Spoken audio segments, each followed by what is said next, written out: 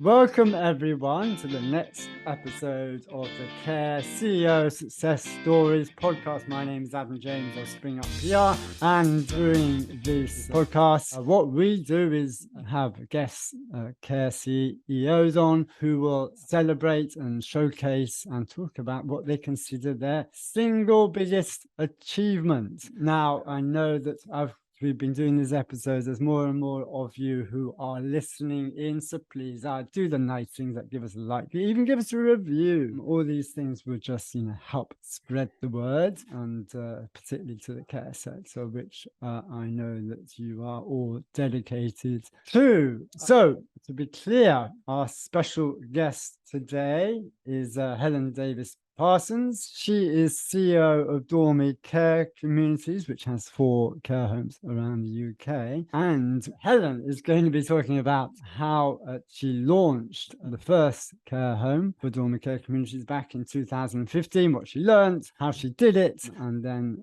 how she's grown the provider since then. So it's going to be a great episode. However, before we get going, as I say, my name's Adam James of Springup PR, and we help care providers become famous for our PR marketing in order to help get more inquiries, particularly from self-funded families, and also to recruit staff faster. If you'd like to find out a few more details about what we do and how we help, head over to springup-pr.com. There's a whole load of, as well as a whole load of podcast episodes, there's a whole load of free resources on PR and market care providers. So without any further ado, to coin a cliche, let's get into the episode. And I'm delighted to say, as I say, today I have our special guest, Helen Davies-Parsons. Helen, thank you so much for coming on. And why don't you start off by telling everyone a little bit more about who you are and what you do? Well, hi everybody, I'm Helen Davies-Parsons, as Adam has just said, and I am the CEO indeed of Dormy Care Communities. Dormy has 4 care homes, one in Wales, one in Herefordshire, one in Dorset and one in Hampshire, and we are 4 beautiful care homes in beautiful locations looking after some very lovely people. My background is as a nurse, and I have been qualified for more years than I would like to admit, but in excess of 30 now, which is rather scary, having qualified in the 80s and stuck in the NHS, as all nurses do. I didn't see any alternative to working in the NHS, and I did love my specialism of intensive care. But I got to a point where I found the whole regime within the NHS being very difficult, and decided to make a move out when I'd been on nights for umpteen weeks, and went into a sales position, believe it or not. So I was a rep, and that huge attraction of having a car and not wearing a uniform and all the glamorous things that it looks like turned out not to be. But what it did do is take me into care homes, which I'd never been into, if I'm honest. And this was back in early 90s. Yes. When lots of care homes were not purpose-built. They weren't as well organised, I would suggest, as they certainly are now. But one care home that I did used to go to quite frequently was part of the then Westminster Healthcare Group, and it was purpose-built, it was beautiful, and I guess it turned my head really as to what care homes were about, because up until that point all I saw was quite crumbling buildings in very dark areas of cities or towns that had very little to offer, really. And I walked into there one day, and the manager then said, "Do you know anybody who wants a nurse's job?" And I said, "Yeah, me." And that was my first foray into care homes. So I started as a staff nurse on Boxing Day, believe it or not, and thought that I'd maybe stay for a little while and then move back into the NHS. And it never happened, because I found I loved it. It was a completely different experience to being a nurse in the NHS, and it was one that absolutely fitted my whole being, I guess, of person-centeredness and looking after the whole person, not just bits of them, which I think when you're in a specialism is what happens. And yeah, you know, here I am 30 years later, now running my own business. I guess what I always, well, I didn't know at the time. I mean, I was a nurse. I didn't have a clue about business. I certainly didn't have any aspirations to be a manager. You know, I was still quite young, and I just saw myself being a nurse, which is what I'd always wanted to do. So for me to then start going up the ladder and eventually becoming a regional director with a very large corporate company, I had never envisaged in my wildest dreams that I would do that. And then it was something that I always aspired to being, because I think, you know, when you work for a big corporate, it's lovely and it's great in so many ways, but there were so many things that I wanted to do that I suppose I was restricted in doing. And I'd always said that one day I'd like to open my care company, and I thought, okay, there's a lot that goes into that. But I was very fortunate in that I had the opportunity to set up Dormy Care as a company, and it started off as a two bits of a company, if you like. There were two branches of it. One was the consultancy company, which was essentially me, and the care company came a little while afterwards.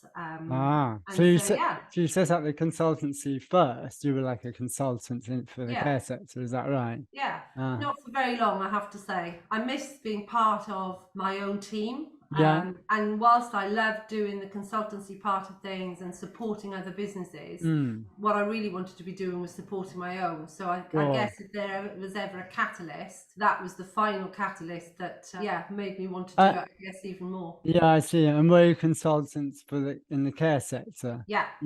So you're serving the care sector. Great. And this was what, 2014, 2013, that was 2014? 2014, 2015. So 2015, I launched Dormy as a whole company. And then we started looking, as you do, for land. And I was lucky enough to find a company that wanted to invest in me and my business, and obviously it's not just me, and there's lots of people involved in that. So I was very lucky to find a company that wanted to invest in care homes. So how did you find them? Can you say who they were? Yeah, so I have Albion Care Communities, who were very well established already within the care sector in other groups, and they wanted an arm to their care home business that would incorporate sort of South Wales and the West, I guess, sort of along the M4 corridor. So that's where I slotted in. So geographically it worked, and they were keen to support. Yeah, I see. And did you find them? Did they find you? How did you get to have that relationship? It was a series of very fortunate coincidences. My husband, who is very, very well known in the care sector, he actually founded Barchester Healthcare. Right. So he was introduced to the company, and he obviously, in partnership with me and others, was very keen to do Dormy Care Communities. So he was introduced to them, and it just all fitted. I see. Okay. Right. So it's very much in the family then. Very much, yes. Yeah. Okay, great. So this was 2015. You then started to look for land. How much in terms of the planning for all of this, or the due diligence, or the thinking? Tell me about that. What were the important steps for you? It was very, very simple, I think, because you know, we had a plan to develop a care business that would probably be 5 homes. That's what our ambition was initially. And I think, you know, for me, it was very much looking at locations, possibly where others might not go. And if you look at where the locations are, certainly the one in Wales is not a place that many providers actually venture into, because I think they have a perception that, you know, Wales is all about sheep and valleys and not a lot else. And they have missed a trick. And luckily we were in a position to know that area. And certainly, you know, Abergavenny is a place that I'd known since I was a child, and it appealed to me. And, you know, when we found the land there, initially we walked away way, because we saw it on a very damp day where it wasn't particularly appealing. A muddy field in the middle of Wales is not appealing in the rain in any which way, but we did go back on a sunny day, and I have to say it was the best decision to detour that day, because we saw it in a different light. And if you see it now, it definitely was the right decision. So it was looking at places and, you know, working with other partners. So Carterwood, you know, we've worked with Carterwood for a number of years, demographically. So we sort of pinpointed where we would like to be, and Carterwood did various reports for us, and they all seemed to stack up. And thankfully, it's proven to be successful. I see. So you had the lands, the finances, the numbers, the total number of possible residents. All of that was kind of, you had some nice connections and experts who could help you just make sure that you were going to be doing the right thing. Is that a fair summary? Absolutely. I was certainly not the expert in this situation, even though I'd been involved in commissioning and acquisitions of homes. I'd never ever done it from scratch. So, you know, for me, it was pulling on resources from outside of my world, or my natural world, as it were, and using the best that we could. So, and you know, the stars were aligned, I think, and you know what our thinking was, turned out to be the right thing to do. So, And where did it go from there? So you had the investment, you had the land, you had the due diligence, and then building and timelines and project management. How did that all go for you? So again, you know, buildings, we went out to tender with the buildings, and we, you know, we've had 3 different builders doing the 4 projects. With regards to project management, we always go to our friends at Chessman, who we've again known for many, many years. I think we have a relationship with these people that you have to build trust up. And when you're doing something like this, it's not my money, even though I treat it very much as if it is all of my money.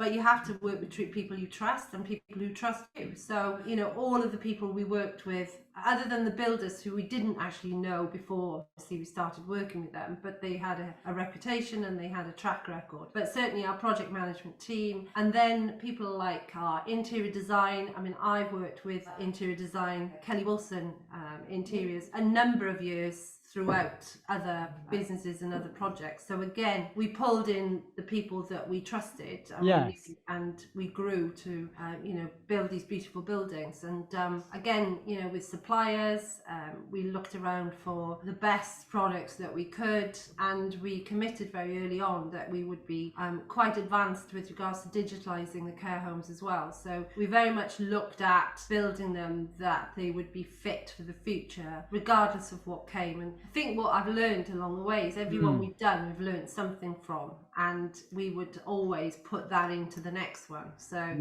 you know, things change all the time, and innovation is at the top end of everything, whether it be a bath or whether it be a nurse call system, a fire system, or, you know, whatever you look at, things evolve. And 12 months doesn't sound like a long time, but certainly in the world of digital tech, it's a huge length of time. And trying to keep up with things is pretty challenging at times. But, you know, our partners have worked well with us, and we keep on going back to the same people, because again, we have that relationship with them, and they do a great service for us. So I see. So we're happy to stick with them. Yeah, great. And so this first home, how many residents were you? What was your capacity? What is your capacity? So our first home was opening in 2017. And that's the one in Dorset. So that's got 64 beds in it.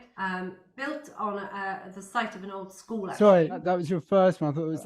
Have I missed something? Well, Abergavenny ended up being the 3rd one, because it was superseded by 2 others that joined the group. So we didn't sort of start them from scratch. But so Pine Martin Grange opened in 2017, whilst Fox Hunters was being built, and then Bramshock Grange opened early 2018. Very quickly followed by Fox Hunters. So it was a bit like a bus, really. We didn't have one, and then all of a sudden I had 3. So basically, you started off with 1, but quickly became 2, and the one that you were originally thinking would be the first to launch ended up being the 3rd.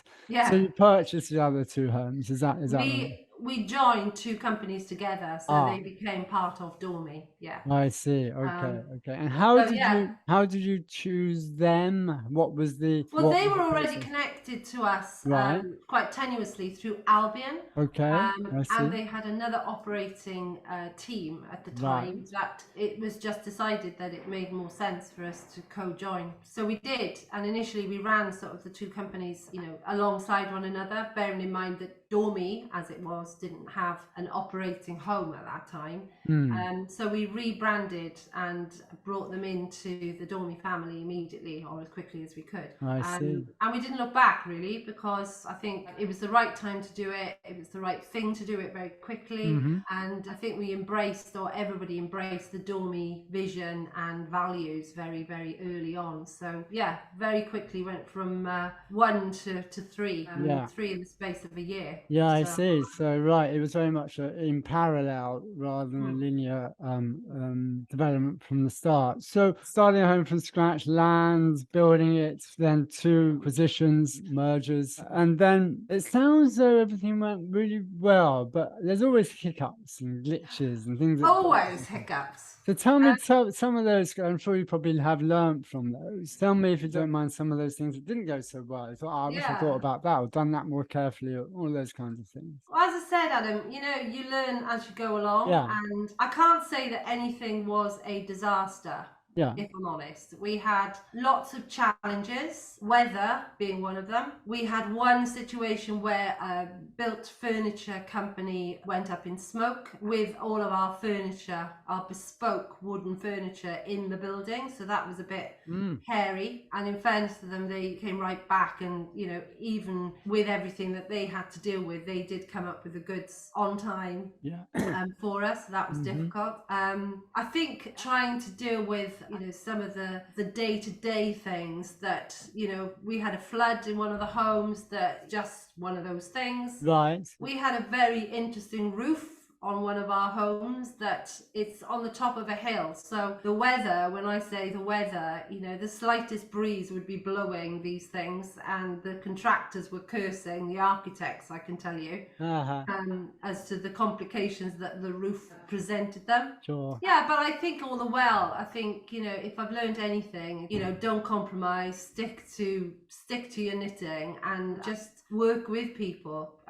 You know, it's about having those relationships that are positive and trusting, like I said, and, you know, people want to do a great job. I believe that they have great pride in what they do. And, you know, when we've won our Pinders Awards and the Knight Frank Luxury Care Home Award that we've won, you know, we do involve everybody, or as many people as we can, who were part of that development. It's not just me or, you know, Albion that were doing this. There was a huge number of people, and, you know, they all need, or should be credited with the excellent work they've done for us. Yeah, and just going back to Fox Hunters, which is the home in Abergavenny. So that was built very nice.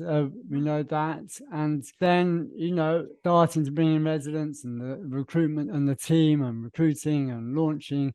Tell me how that went. What did you learn from that process of literally launching? I think what I already knew was that if you get it right from day one, then you're on a good road. We appointed a manager who was an excellent manager, and she had a superb track record. And the success to any care home, whether it be new build or, you know, or otherwise, is always down to the leadership skills of that manager, who then will galvanize the team. The other thing that I knew was that if you get a motivated team who really buy into the vision of what you're trying to achieve, and train them and educate them, then again, then you're on the road to success. And yes, there are going to be the odd one or two who just for whatever reason don't work out. But 99% of the time, if you set the foundations in and embed them with the original teams, then you know, you're on a pretty good road. And that's what we did. So we went through the whole recruitment. We brought the manager on 9 months before we opened the doors, so she could grow with us as a team, as a company really, and then started about recruiting into all the other positions in the care home. And she was personally interviewing everybody. And then a month before we opened, we did a 2-week full-on induction program where we brought all of the team members together and split them all up, so they weren't all carers together or all catering staff together or nurses together. Mixed everybody up and went through the whole induction program that we do. And then they spent 2 weeks in the home, even though it wasn't open, actually helping us to dress the home. So we made all the beds together and we had lunch together and dinner together, and just really started getting them to start working as a team so that they knew where things were, and they were taking pride in the building and then really saw it as being them, and it was part of them. They took ownership of it, and obviously it was brand new with lots of shiny things in it, and they really, that's when it started to become a home. It was a home for the staff at that time, and obviously the residents then came afterwards, but it's a very good thing to do. And in terms, if I can ask about recruiting managers, because I know that's such an important hire, any tips and advice on how to do that? How did you do fox hunters? Did you headhunt and poach, or what was your, I'm imagining probably you had someone in mind and offered them to come and work. Was that how it worked? No, actually not the case. I mean, I've been in the sector for a long time, and I know a lot of people, but having said that, Abergavenny was not an area that I'd worked in the previous world. So I knew a few people, but they knew what I was doing, and they were otherwise involved. I literally advertised on a recruitment site, and that's what I always would tend to do, is just test the water. And there's one that is a bit of a go-to for people looking for jobs, so I thought, well, I'll just test it. And I committed. Which one's that? That was Indeed. Oh right, yeah. And it was a very basic advert, exciting opportunities. So all the very passionate, emotive words were used. And from that advertisement, I had 9 applications, believe it or not. I committed to interviewing everybody, and as was my base in those days, the Premier Inn at Abergavenny and the Brewers Fair in particular was where my office was. So I got to know the staff very well, and they obviously got to know me quite well. And I remember sitting in the Brewers Fair on a very snowy January day and interviewed the 5 people who could make it. 2 had backed off, 2 couldn't make it, and I interviewed 5 people, and out of those 5 people, any one of them could have done the job. If I'm honest, they all had the credentials, they all had at least some experience, but it's about then going with your gut. And again, this is the why I committed to interviewing people, because an application will only tell you so much. And if I had gone just on CVs or applications, then the lady who I did appoint, I wouldn't have, because, and I told her this, and we've laughed about it since, she had a really rubbish CV, and I wouldn't have appointed her on that. So but when I met her, I was completely blown away with her humility and just her, and she was the ideal fit. So tips: go with your gut, meet people, chat to them, don't go off a CV. That sounds great, thank you. And now your homes, what's next? Where are you going from here? What are you doing? What's the plan? Well, never say never. I think the whole last 2.5 years and more have been hugely challenging in so many ways. And it's still not gone away. I think, there is a degree of complacency setting in, which worries me enormously. We've worked really hard as a team, as a whole team, during the whole of the COVID situation to make sure that the service that we have provided has not been compromised. And clearly there were areas of our community engagement, etc., that for nobody's fault had to be compromised. But it does feel that we are getting back to the community essence of what Dormy is about. We're very much embedded in our communities with lots of free flow and lots of events and activities going on, because that's what keeps people engaged and working. I guess it's it's very important to keep those relationships. So I think for me, we need a period of stabilization. We need to be very proud and reflect on what has been achieved. And I think we had our care awards last week. for the first time in 3 years, and the finalists who were there are a really small number of people in the organisation, but each and every one of them had the most amazing stories, and it's really humbling when you see the reaction of these people to the awards that they get, because they just don't see themselves as being anything special, and they are, you know, amazing people doing extraordinary things every single day, and just to them it's just them. They don't see it as being anything different, I guess. So we're going to stabilize, and we are just going to keep on going, you know, keep on looking for innovative things to do, innovative changes that we might make, and who knows, build a few more care homes. So that's still a possibility. Absolutely, yes, never say never. Great. Now, Helen, is there anything that you would like to say that you feel that you've not said? And maybe just a couple of things from me. Well, certainly two final questions. For those listening who are in the process of thinking about either a first acquisition or a development from scratch, what would you advise them? What would you advise yourself? Now, looking back, I think the biggest thing that I would suggest is choose your location very carefully. That is absolutely paramount. I've already said about having the best manager that you could find, but having the right location. It might not be on many people's radar, but you can do your homework. And if you decide on an area, then go to that place and drive around, talk to people, see what's out there, look at the competition and what are they doing, and, you know, don't feel that you have to settle on that particular place, because you might have to visit 10 different places before you find the right place. But to jump in just because somebody has said, oh, I've got this great piece of land, I think, okay, the first question I'd ask, or the first thing I would do, is go and see it. Where does it sit? And then drive around that area. What does it feel like? What's the chat in the local shop or in the local garage, or, you know, what's going on? And then, you know, really to suss out what your local competition would be. Read CQC reports. I spent hours reading CQC or CIW reports about other care homes, and they will reveal an awful lot of information, usually. Certainly things about staffing levels or how communities are embracing it. And read press. You know, if you put anything into a Google search on, on a press issue, they will throw up generally the bad stuff, but there's also, in social media these days as well, you know, we use social media hugely to really scream about the great stuff that we're doing, and other care homes are doing it as well. Just search. There's so much information out there, and that's even before you go to due diligence companies to do the demographics that you have to do. Yeah, no, that's very interesting. Thank you.